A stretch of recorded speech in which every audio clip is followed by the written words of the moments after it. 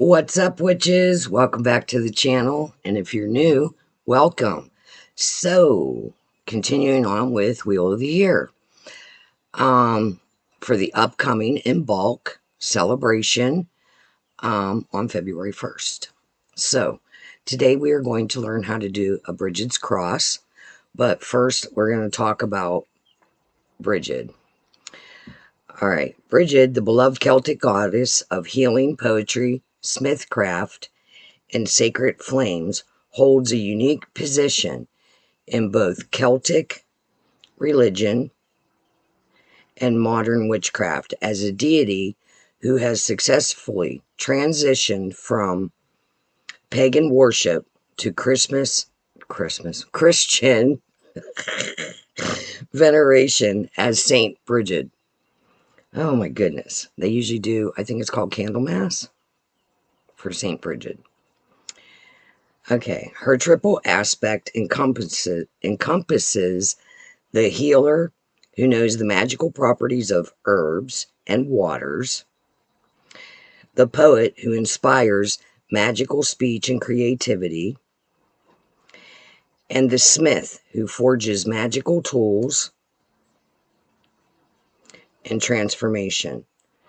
Brigid's sacred flame, tended by the priestesses in Kildare for over 1,000 years, represents the spark of divine inspiration and magical power that she bestowed upon her followers. Modern practitioners honor her for her healing magic, creative inspiration, protection of the home and hearth, and of the crafting of magical tools. Her festival, called In Bulk, is on February 1st. Let me pause this for 1 second. Sorry, something was falling. On February 1st, it marks the first stirring of spring, and it's celebrated by lighting candles, making Brigid's crosses from rushes, and blessing magical tools. She governs sacred wells and springs, making her valuable for water magic and purification rituals. Brigid appreciates offerings of milk, butter, poetry, handmade crafts, and perpetual flames or candles. Contemporary witches, particularly those with Celtic heritage or interests, work with Brigid for developing their creative magic practices, healing abilities, and connecting with the sacred feminine energy of hearth and home. So, we are going to make a Brigid's cross. I am going to be using pipe cleaners. Rushes were not available to me this year. We had a brutal summer with extreme drought and then torrential downpours of flooding, which turned most of the rushes into a slimy mess. And I did go and cut some, but when they just rotted. It was just a horrible year. So it's easier for me to show you how to do it. I'm going to use pipe cleaners. So these are 12 inches long. These are the pipe cleaners. Now, if these were real rushes, usually you make your Brigid's cross on January 31st so you can hang them on In Bulk on the 1st of February. So if these were real rushes, I would soak them in water overnight, the night before I was making them, just to soften them so when you bend them, they don't, crack and splinter and so on and so forth. So what I'm going to do is, to get these ready, I'm going to bend them in half. Now, normally, if I was working with real rushes, I would bend them around a dowel like that, and I would pin them so that you don't want this edge to crack. Do you know what I mean? So that's what I would normally do if I was working with real rushes. So I'm going to bend these. I have Brigids crosses in my kitchen that I made a few years ago. We usually try to make them every year. It's something that I do with my family. Like I mentioned before, she was sainted. So if you're Christian, they usually celebrate her Saint Brigid at Candlemas. They call it Candlemas.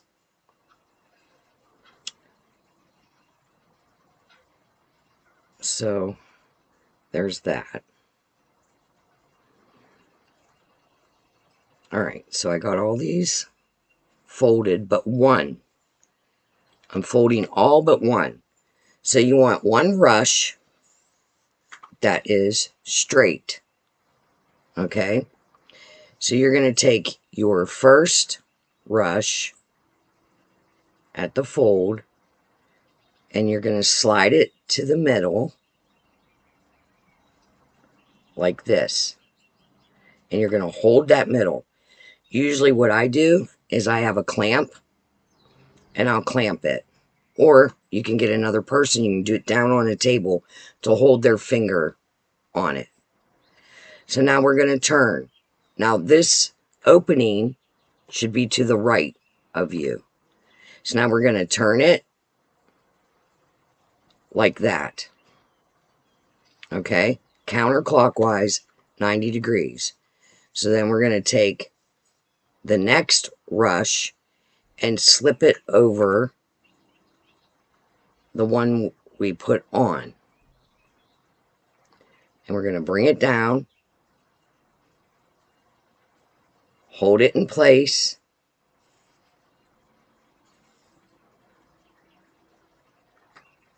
like that. And we're going to do it again. Turn 90 degrees. So then we'll take our next rush, slide it over so it's the openings to the right, bring it to the center. I'm trying to move my fingers. And hold it. Okay? So turn your next rush over, hold it, turn your next rush, see, hold it, turn, these are all sticking together, your next rush, opening to the right, slide it down, see how it's making that square?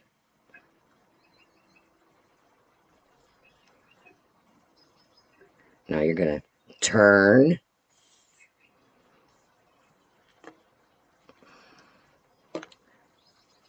your next rush, slide it on, opening to the right,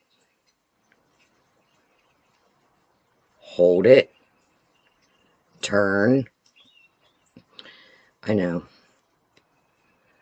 your next rush, opening to the right, hold it, turn, your next rush, opening to the right, hold it, turn,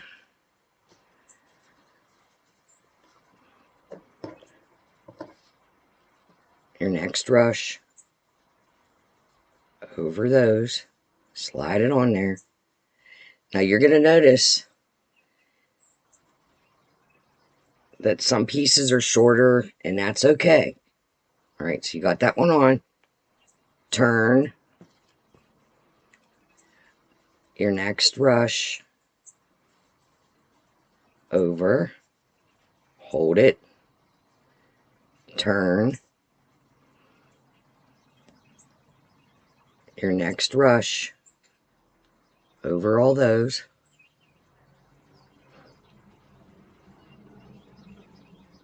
hold it, and turn your next rush over all those,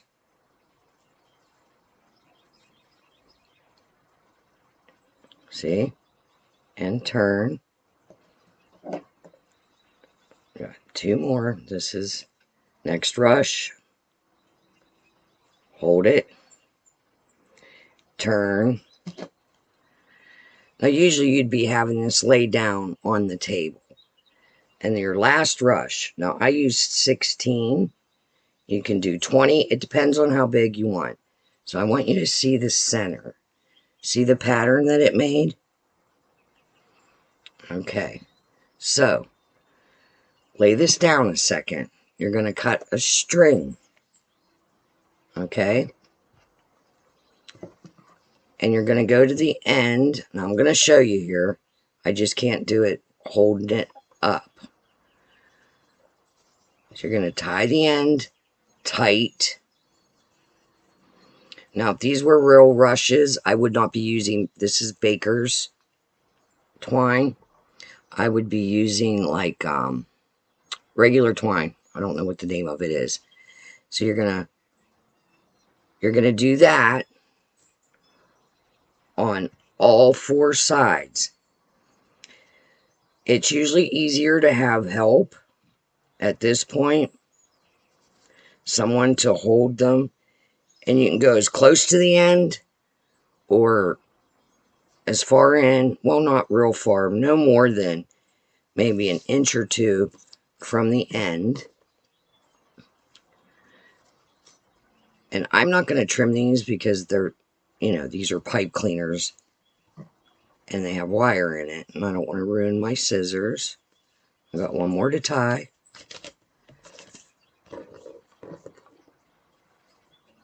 Let me get them all tied and I will show you.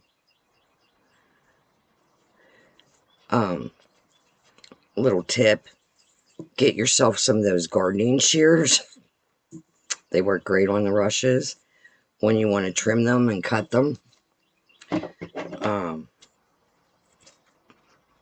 Now, I always leave one long, usually on the main one that I started with. So I cut 3. I'll show you here in 1 second. Okay, so I leave the one that I started with. That's the green one. And it's the only one that goes straight through. See, because it intertwined with the black. And I did it this way so you can see how you're turning and going over. You know, if there's only one, you're going over 1, 2, 3. Do you understand? Okay, so this is what the Brigids cross looks like. And then I will knot this at the top, and I will use that to hang it. So, I hope that was helpful. Sorry, it took 13 minutes. There is, I'll try to see if I can find, I don't know if the links will work in my comment section, but I will try to see if I can find a link with like a detailed, or you can look it up yourself. I mean, come on. At this day and age, anybody can Google it, how to make a Brigids cross, but look for pictures so you can see, or a video, or just watch this one. Anyway, next week, we will go over updating your altar for in bulk, which you should do the day before. And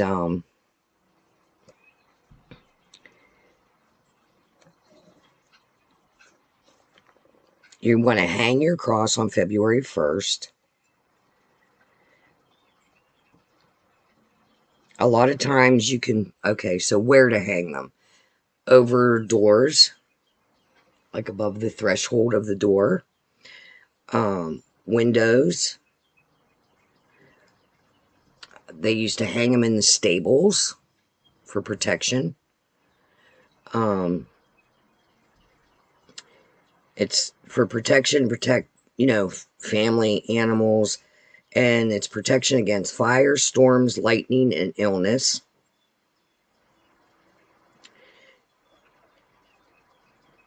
And you would hang it just like you would hang any cross. You can hang it on the wall, however you want. So, I hope this was informative. I hope you enjoyed this video. And if you did, please give me a thumbs up, comment down below, subscribe, share, all the things. And I hope you have a blessed and magical day. And remember, don't let anyone tame your spirit. Until next time, bye.